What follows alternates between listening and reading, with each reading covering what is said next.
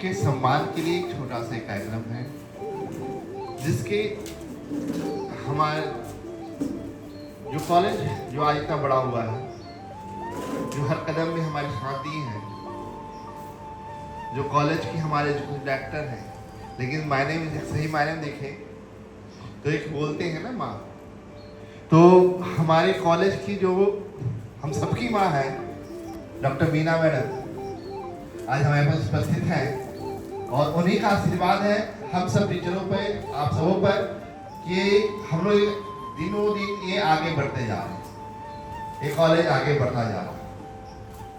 और उनके बेटे अभिनव जी हैं जो बेंगलोर में रहते हैं और अपना स्टार्टअप करके चलाते हैं, एक नए दुनिया की ओर जा रहे हैं और उनके आशीर्वाद से हम दिनों दिन आगे बढ़ते रहें और आप सभी आगे बढ़ते रहें। इसी कथन के साथ आज हम कार्यक्रम शुरू करते हैं एक छोटे से कार्यक्रम के साथ। ठीक है, से हम लोग का भी सर ऊंचा उठा और साथ साथ जो आपके जो शिक्षक लोग, टीचर्स और स्टाफ का सहयोग रहा। आप लोग भी देखे होंगे 2 साल पढ़े हैं और जो भी प्रॉब्लम होता था पढ़ाई का, घर का, सब चीज सॉल्व होता था इस जगह आके। एंड बहुत खुशी लग रही है कि आप लोग ये किए। अब एक चीज पूछना है, आप लोग ने सब चांसलर पोर्टल में अपना रजिस्ट्रेशन करवाया है? सब है। 2 जुलाई को रांची यूनिवर्सिटी का और डॉक्टर श्यामा प्रसाद का दोनों का होटल तो देखते रहना, वो लिस्ट मैंने जैसे कौन कौन कॉलेज में करें तो उसके साइट में जाओगे, फिर चांसलर पोर्टल के थ्रू, और फिर देखना होगा कि तुम्हारी पोजीशन क्या है, मैंने मार्क्स अपलोड किए होंगे। अब जब कंबाइंड वाला एंट्रेंस एग्जाम का भी निकलेगा रिजल्ट, तो उस अगर उसमें बहुत अच्छा किया हो, अगर इससे नहीं हो रहा तो उससे भी होगा, दोनों ऑप्शंस हैं। खड़े हो जाओ। काजल और वो है आर्ट्स की और उसका क्या है नाम? संजना।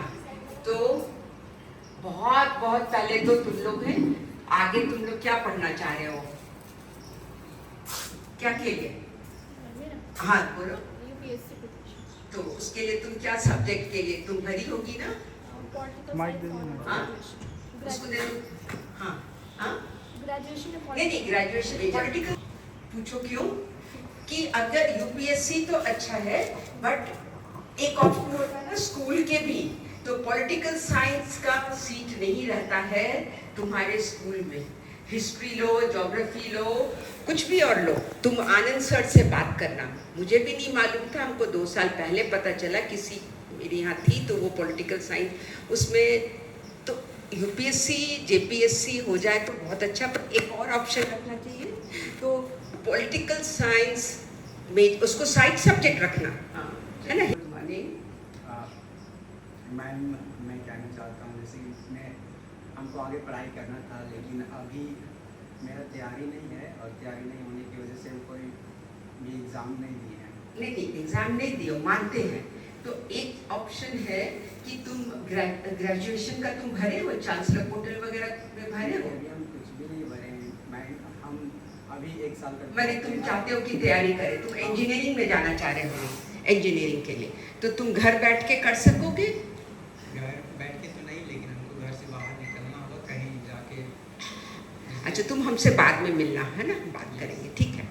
तो अब सभी बच्चे का रिजल्ट 100% यहाँ का हुआ, बहुत बहुत अच्छा हुआ है। और जो ये शिक्षा यहाँ मिला तुम लोग को, जो काम करने का तरीका टीचर्स बताए ना कि आप लोग पढ़ाई के साथ साथ अच्छा एक्स्ट्रा करिकुलर करते थे, तुम लोग ड्रामा में भी करते थे, स्पीच में करते थे बात, तो ये सब चीज़ बहुत काम आती। और मेरा बस यही एक सलाह है, जहाँ भी जाओ अपना काम खूब अच्छे से करो। तो बहुत बहुत बधाई भाई सभी टीचर्स को भी जो यहाँ के भी हैं रिजल्ट के लिए। ठीक है, थैंक यू।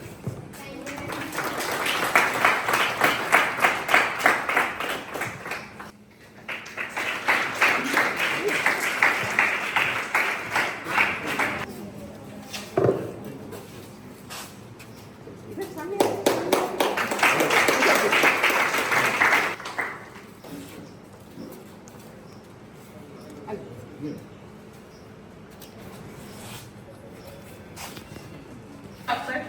साइंस का सेकंड टॉपर, साइंस का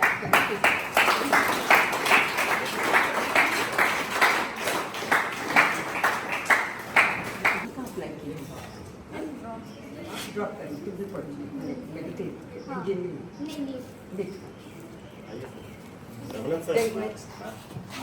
next 12th commerce Himanshu Prasad, second topper,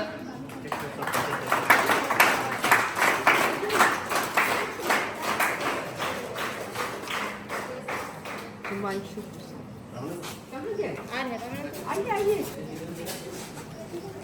इधर देखेंगे।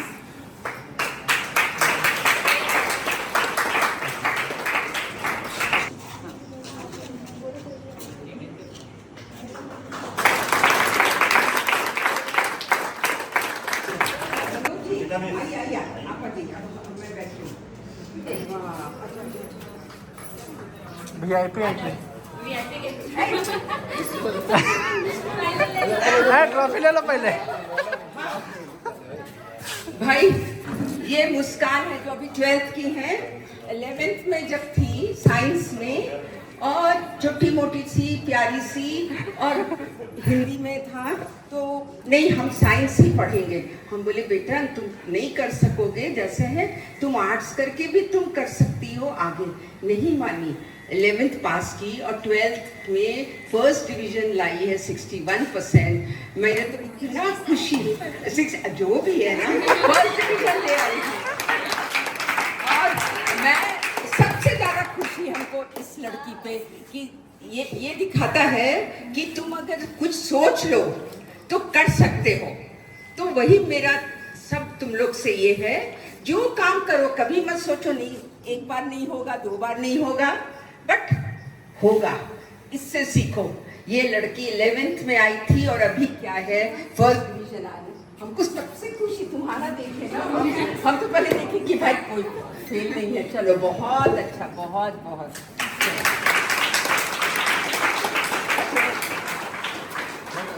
फिर से स्पेशल क्लैप हो जाए इसके लिए।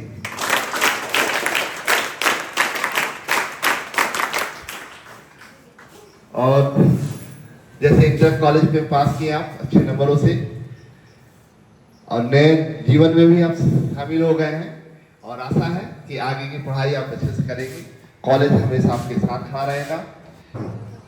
तो जैसे आप लोगों के लिए टीचर्स हैं तो हम लोगों के लिए गुरु माता मीना मैडम है। हमको वहाँ शिक्षा मिलती है, एनर्जी वहाँ से मिलता है। हम लोग आज ही बात करते हैं मैडम आई 65 ईयर होता होगा 70 ईयर होता होगा आज भी आती है और नदी से भरी हुई नदी। रांची से गाड़ी चला के आना, आपको क्लासेस लेना, आपको मोटिवेट करना, तो वो आपको नहीं उनको देख के हम लोग मोटिवेट होते हैं और उसी मोटिवेशन से आपको हम लोग पढ़ाते हैं।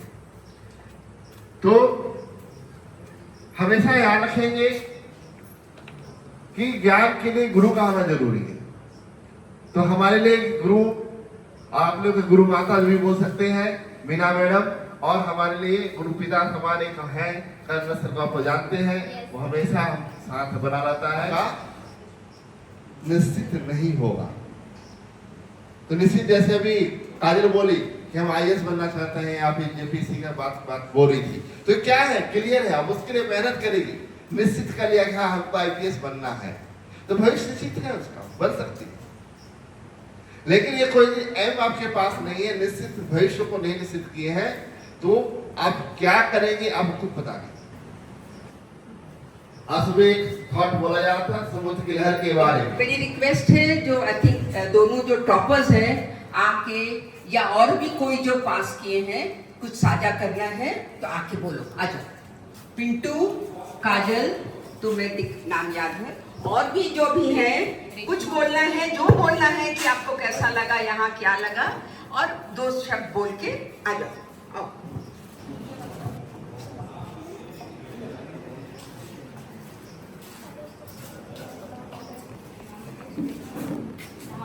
ठीक है वो उन लोग को देख के बोलो इधर आ वहीं पे बैठ जाओ। इंट्रोडक्शन का ज़रूरत नहीं है। जस्ट भी पता ही होगा आपको। यहाँ पे जो मेरा एक्सपीरियंस रहा है वो तो फेयरवेल मैंने बता ही दिया, बहुत ज़्यादा अच्छा रहा। लेकिन जो चीज़ फेयरवेल में मैं नहीं थी, सिर्फ तुम और जहाँ तक बच्चे लोग थे, थोड़ा सा उनको भी क्या तो मैं ये भी बोलना चाहूँगी, I am the best example. जहाँ पे लोग बोलते हैं ना कि बोर्ड एग्जामिनेशन में आपको 8 आवर्स पढ़ना चाहिए, 9 hours, I have only study for 3 और 4 in board examination and I have scored this marks. सो ये एग्जाम्पल एक सेट होता है जहाँ पे आप बोलते हो कि नहीं हम लोग को तो बहुत ज़्यादा पढ़ना चाहिए, एकदम दिमाग।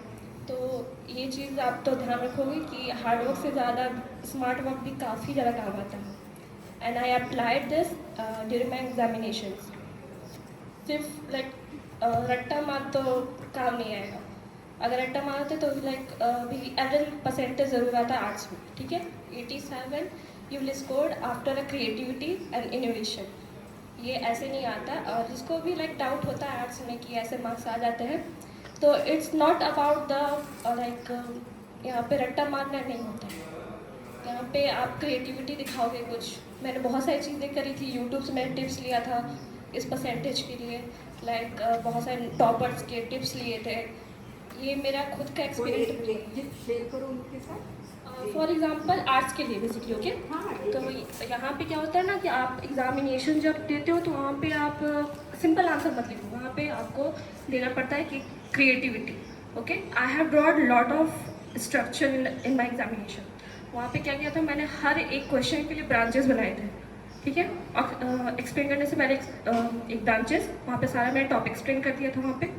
Then after I explain the particular topic आपको एक्सप्लेन करना है फिर से। और जितना वर्ड्स का वहाँ पे डिमांड है तो वहाँ पे आपको वर्ड्स का डिमांड वहाँ पे लिख कर देना है, ठीक है। तो ये चीज़ आपको करनी चाहिए ताकि आपको मार्क्स अगर ज़्यादा लेने हैं तो। सो ये चीज़ होता है। और जो भी आर्ट्स के बारे में है, जो भी रूमर्स उड़ते रहते हैं लाइक बस लिख देना है आ जाएंगे मार्क्सेस, ऐसा बिल्कुल भी नहीं होता, ठीक है। और जो मैंने परसेंटेज मतलब किए हैं जो भी 87 जो भी हो, तो यहाँ पे आपको क्या करना होता है ना कि परसेंटेज पे ज़्यादा ध्यान मत दो, जो भी आपको पढ़ना है उस पर ध्यान दो, ठीक है। आपको फ्यूचर में देखना चाहिए कि ये कितना काम आएगा मेरे लिए, ठीक है। एग्जामिनेशन में आप सिर्फ लिख के नहीं आओगे, वहाँ पे आपको बहुत सारी चीज़ें करनी पड़ेगी। You have lot of sources और उसका आपको यूज़ करना पड़ेगा, okay. This is only the thing that I have applied during my examination. और बहुत सारी चीज़ें थी जो स्कूल में मैंने सीखी। फर्स्ट ऑफ ऑल जो आप आंसर लिख, कॉन्फिडेंस होना चाहिए कि हाँ ये आंसर लिख रहे हैं तो भाई ये सही होना चाहिए। तो यहाँ पे जो कॉन्फिडेंस जो मुझे मिला वो अभी तक मेरा अभी बहुत जगह काम आ रहा है। Still I am doing, I have join as a teacher in school and वहाँ पे मैंने यहाँ पे जो कॉन्फिडेंस वहाँ पे लिया तो मेरे एक भी मुझे नर्वस नहीं लगा। I have attended a interview of 1 hour, English में था, सब कुछ था। और वहाँ पे मैंने कभी लाइक नर्वस तो फील हुआ ही नहीं कि just due to this college. यहाँ अपॉर्चुनिटी मिला। इस तरह से अपॉर्चुनिटी मिला, इतना बार मिला कि वहाँ पे डर हट गया। So this is the thing that I have learn और that's all about that. Very good, answer करता था हर क्लास में। सभी टीचर और यहाँ पर उपस्थित जितने भी छोटे बड़े भैया एवं मैडम, आप सबों को मेरा गुड मॉर्निंग। सबसे पहले तो मैं कहना चाहूँगा कि इस कॉलेज में बहुत दिनों के बाद आकर बहुत ही खुशी हो रही है।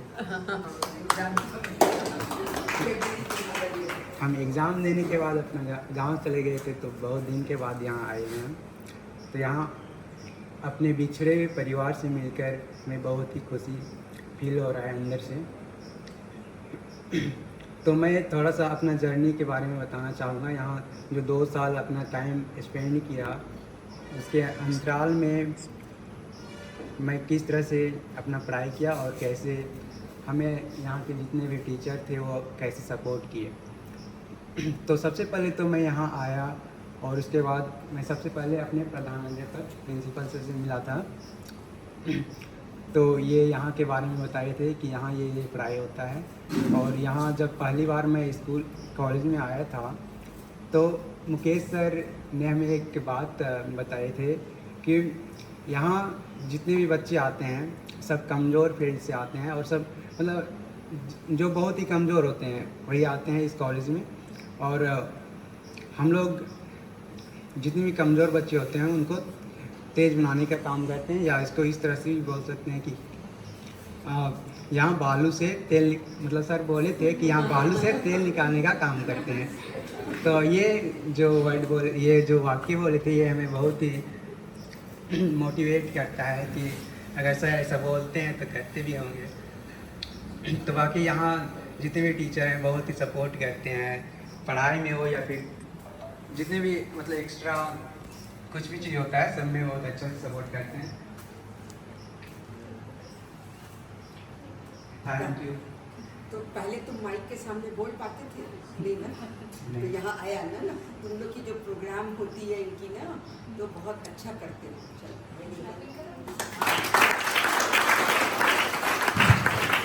फर्स्ट ऑफ ऑल सबको good morning, very good morning all of you.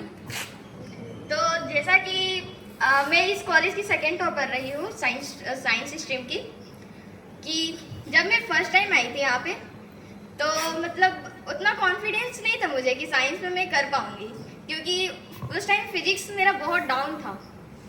तो जैसे जैसे समय आता रह गया मुकेश सर ने हिम्मत दी और बोला कि ऐसे करो और फिजिक्स में डेरिवेशन करो, न्यूमेरिकल सॉल्व करो।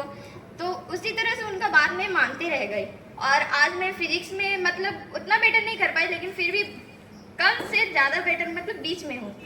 और प्लस में मीना मैम भी बीच में क्लास में आती थी क्लास लेने। उस टाइम में मीना मैम हम लोग को बहुत मोटिवेट करती थी कि अभी से मेहनत करो, आगे चल के बहुत अच्छा होगा। मैं क्या बोलती थी कि डे 1 से पढ़ाई करो ना। हाँ। वो चीज़ हमेशा रखो।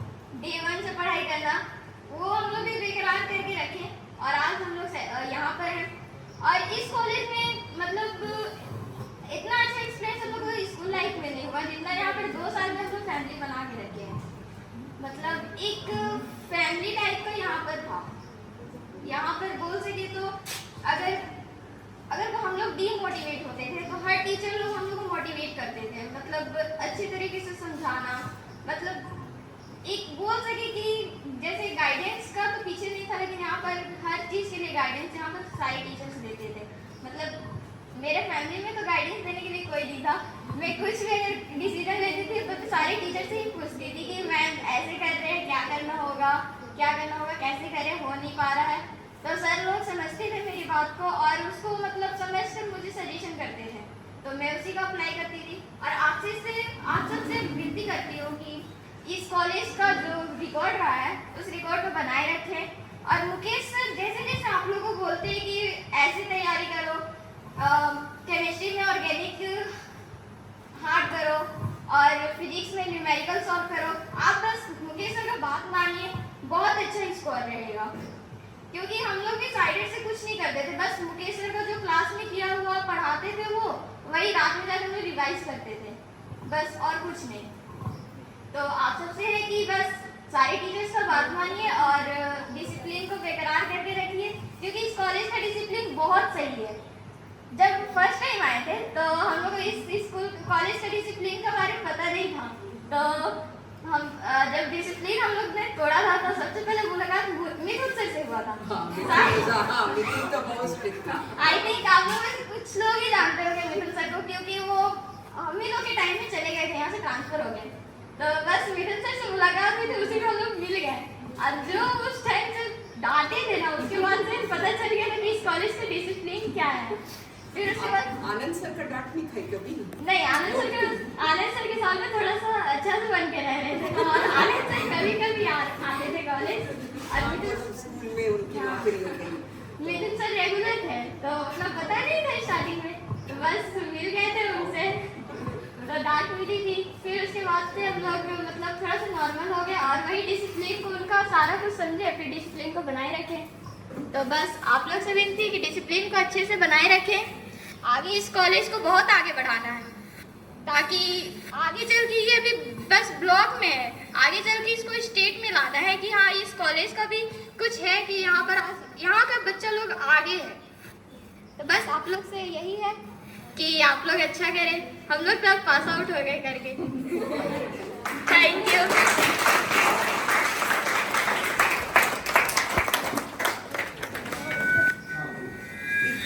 यहाँ पे उपस्थित मीना मैम, प्रधानाचार्य जी, सभी शिक्षक एवं जितने भी मेरे भैया बहन हैं, उन सभी को मेरा प्रणाम। मैं शुरू से बताना चाहूँगी, जब मैं यहाँ पे आई थी, जब मैं शुरू में यहाँ पे आई थी तो मुझे भी नहीं पता था कि यहाँ पे इतना ज़्यादा डिसिप्लिन है, कुछ भी आइडिया नहीं था। तो एक दिन मैं मतलब लेट हो गई थी किसी वजह से, और मेरे को बाहर खड़ा किया गया था, और फिर मैं रोने लगी थी। फिर उनको श्वेता ने समझाई थी कि ये सबके लिए है, मतलब डिसिप्लिन, इसको फॉलो करना ही पड़ेगा, रोने से कुछ नहीं होगा। और श्वेता भी हमको इस बात से हमेशा चिढ़ाया भी करती थी कि रोने मत लगना, कुछ भी चीज़ में मतलब बोलती थी कि रोने मत लगना। और जब मैं शुरू में आई थी तो साइंस ही ली थी, पहले सोच के ही रखी थी कि साइंस ही लेना है, लेकिन बीच में मैं ये मतलब थोड़ा सा शादी वादी की वजह से, मतलब शादी होने वाला था मेरा, उसके वजह से थोड़ा सा ये हो गया था कि नहीं, हमको चेंज करना नहीं कर पाएंगे। उसी टाइम मेरा होने वाला था शादी, लेकिन फिर उन लोग समझे, 2 साल वेट किए, और फिर चेंज भी करना चाहते थे। कितना बार हम बोले प्रिंसिपल सर को कि सर हमसे नहीं होगा, शादी वादी होने वाला, नहीं कर पाएंगे, नहीं पढ़ पाएंगे। तो फिर सर समझाए, नहीं कर लोगे। फिर मुकेश सर भी बहुत मोटिवेट किए, बहुत समझाते थे क्लास में, हम अक्सर समझाया करते थे, कर लेगी। यहाँ पे बहुत कमज़ोर स्टूडेंट्स आते हैं।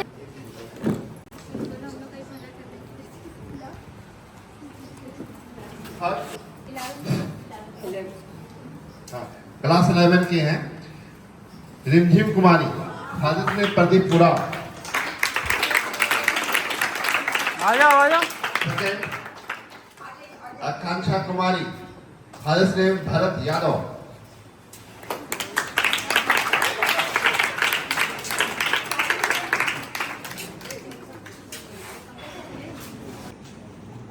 हाजत में विनोद प्रसाद गुप्ता। सेकंड यहाँ देखो।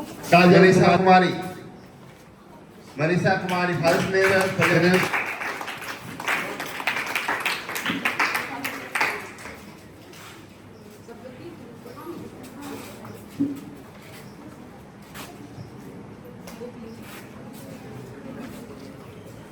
जो टीचर एग्जाम में महत्वपूर्ण भूमिका निभाए थे, उसमें नाम दिया गया है बासुकीनाथ नाग सर, प्लीज।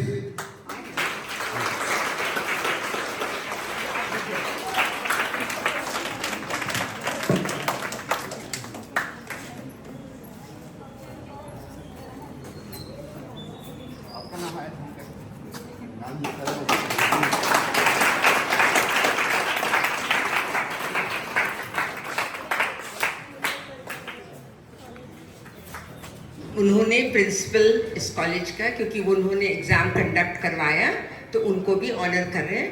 और मैंने अनुरोध को जितने भी टीचर्स हैं मिलके देंगे।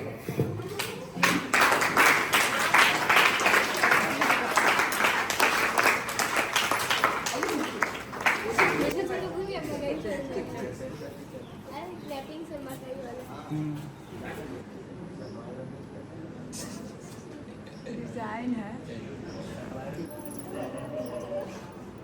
4-5 फोटो